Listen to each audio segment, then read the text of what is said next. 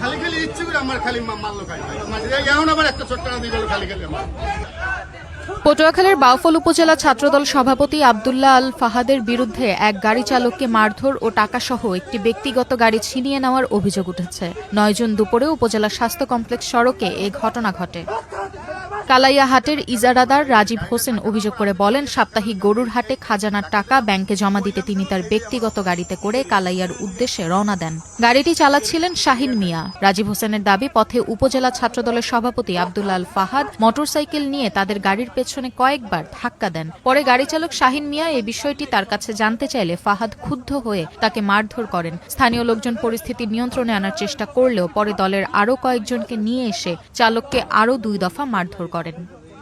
পিছনে বসে আমার হুন্ডা 2-3টা ধাক্কা দিয়েছে আমার গাড়িটা ধাক্কা দেওয়ার পর আমি যদি ভাইয়া ধাক্কা দিলেন কেন, এই ধাক্কা দিলাম কইলাম কেন, এইটাই আমার অপরাধ।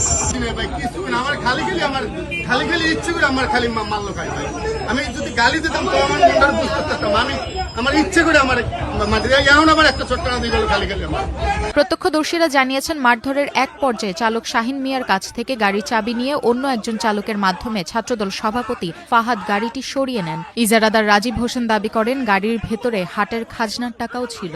আমার গাড়িতে কালাইয়া বাজারে কালকেতে ডাক থেকে যে টাকা পেয়েছি, ইজারা থেকে যে টাকা পেয়েছি, সেই টাকাটাকে ছিনতাই করার জন্য এটা পরিকল্পিতভাবে আপনার ড্রাইভারকে মারধর করা হয়। পরবর্তীতে আমি আপনার শাস্তি এড়ানোর জন্য গাড়ি থেকে নেমে পাশে দাঁড়াই, বাট ড্রাইভার সহ গাড়ি ওরা নিয়ে যায় এবং গাড়ির ভিতরে যে আমার যে টাকা ছিল ওই টাকা, চেক বই এবং হলো গিয়া এলাকার যে বাচ্চারা খেলবে খেলার সরঞ্জামাদি প্লাস হলো গিয়া আপনার প্রজেক্টর এবং পতাকা, এগুলো আপনার ছিনিয়ে নিয়ে যায়। আমি আমার টাকা এখনো উদ্ধার করতে পারি নাই। তবে ড্রাইভারকে মারধর ও টাকা ছিনিয়ে নেওয়ার অভিযোগ অস্বীকার করেছেন বাউফল উপজেলা ছাত্রদলের সভাপতি আব্দুল্লাহ আল ফাহাদ।